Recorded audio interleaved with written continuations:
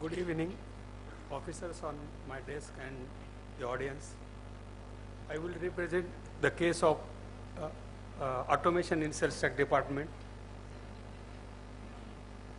Basically, concept of a smart city is a new one. How we would assess the ranking, or how we would identify the smart cities? There are parameters, say a smart economy, a smart mobility, a smart environment, a smart people, smart living, and smart governance. I will briefly demonstrate how our tax department is contributing to the various contributing for making the cities more smarter or creating the city smarter. Basically, a smart governance. Our department is at a high level of e-governance in the country. The governance at governance level we are best. Coming to the smart economy, we have created a good environment for the industry so that most of the industries are attracted towards the state of Maharashtra, particularly Mumbai, Nasik, Pune. That in that sense we have contributed to some extent. We have created a regional competitiveness and provided an edge for the investor in the state of Maharashtra. For other factors, definitely our department contributes to 60 to 65% of the state's revenue.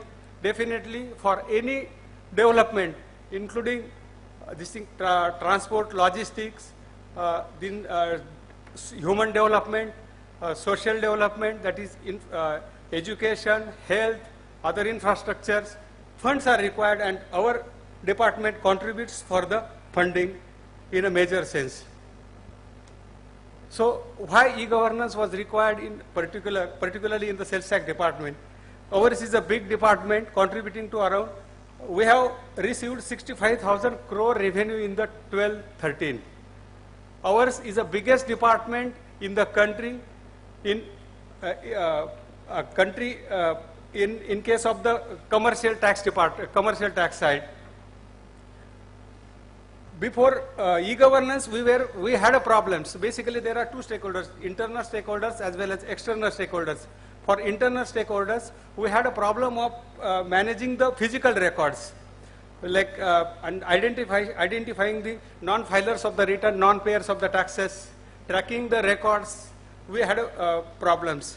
And for the taxpayers, there were hurdles, particularly in the tax compliance, particularly filing procedures, payment procedures, and all that. And they were required to visit frequently to the sales tax office. Because of the e-governance, we have helped them, and we have helped them to comply electronically so that their hurdles are now almost over.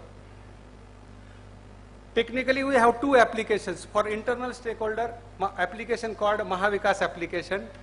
It's a separate application. Application is designed by Mastech. Now it's an old application. Original application development started in 2001. Because of the change in tax policy of VAT in year 2005, as well as since our tax laws are very dynamic, business processes are getting changed frequently. So there had many changes in the applications. So we have certain issues with the Mahavikas application. We will I will discuss subsequently. Then another application called Mahavat application. It's a website developed by ECIL. It provides e-services for the taxpayers. This is a snapshot of our website. On the website, dealer can, on the left side, different e-services are there, starting from registrations, e-filing, payments, filing of e-audit reports, help desk, everything is there. Dealer can view the acts, rules, notifications, download the things. Dealer can make grievances. And internal users can also access the sites. Separate employee corner platform is provided for making suggestions, grievances, and etc. Different e-services. We have provided 100% e-registration. All dealers are required to apply through online only. They have to apply online, and only the thing that dealer has to attend before the sales tax officer for attestation and identification of his authenticity. He has to attend before the officer, and photo signature is the only condition. Except that, entire registration process has online.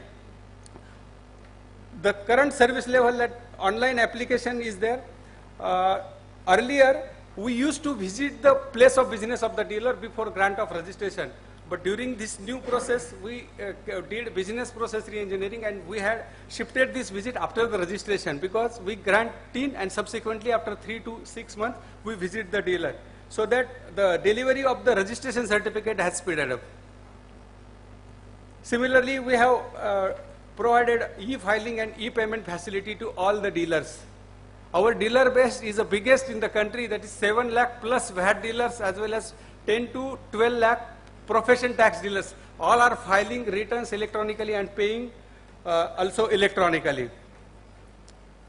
Dealers' efforts are reduced, because earlier dealers were required to go to bank, file the returns, issue the checks and all that. Now on the online, they can make the payment from their offices only.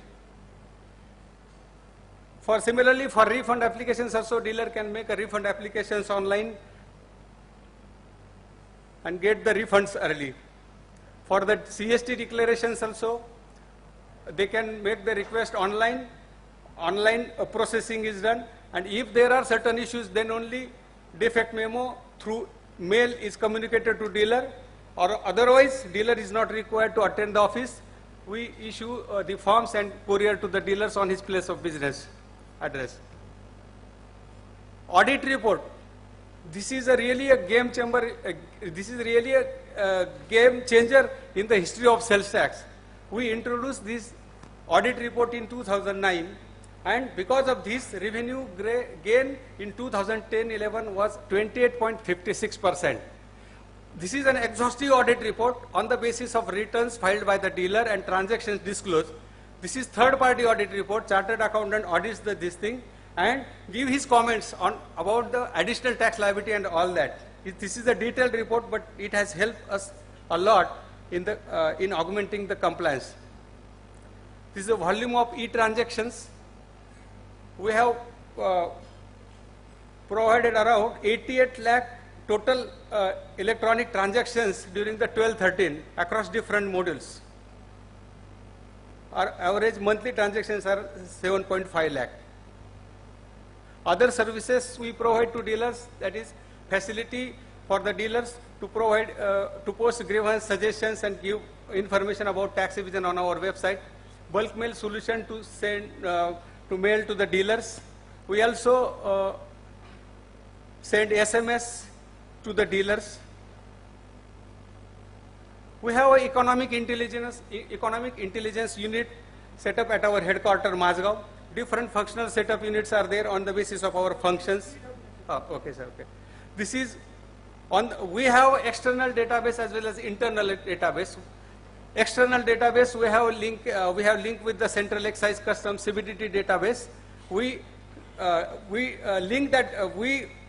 Periodically we download the MIS and use that data and see the internal compliance, whether it is correct or not. This is a data exchange project.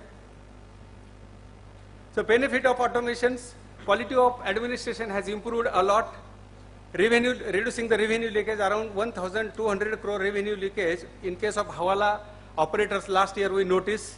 This is because of this EIU unit. Then quality of services to taxpayers has improved a lot. MS departments cost has reduced, visits to dealers' places and all that. Compliance cost of the dealers is also dramatically reduced because of the e-filing. Challenges are there. We have, at present, we have 2 vendors, one for application developer and one for facility manager. We have issues of the coordination, requirement of additional infrastructure, because typically in government organization we make a contract, it's for 5 years. During the implementation phase there are many changes, increase in the enhancements, increase in number of users and all that. performance issues of application because of changes in technology. Need of capacity building has been a challenge across all public organizations. We have, of course, definitely a new initiatives because we have ours is an old application. We are thinking to rewrite it. Then other things, online validation of PAN with CVDT database, providing dealers all the information on website, then facility of ECS, electronic refund through electronic clearance system, paperless office. We are in the process of implementing this NIC module of the e-office, use of DMS and all that. Success, definitely success. I think it is an important factor to exchange between us because I learned that I have read somewhere that in one survey it is noticed that around 50% project in the government domain has failed. Only 30% has partly successful and only 20% are successful.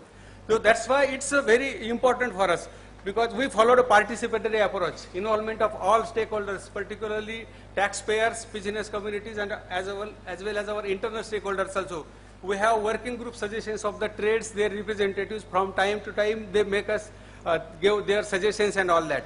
We believe in participatory approach. Publicity, definitely for any approach, we have to create awareness, support, capacity building. Definitely in-house technical competence is a must for, not only for development of the project, but for sustenance, sir. Yes, sir. Thank you.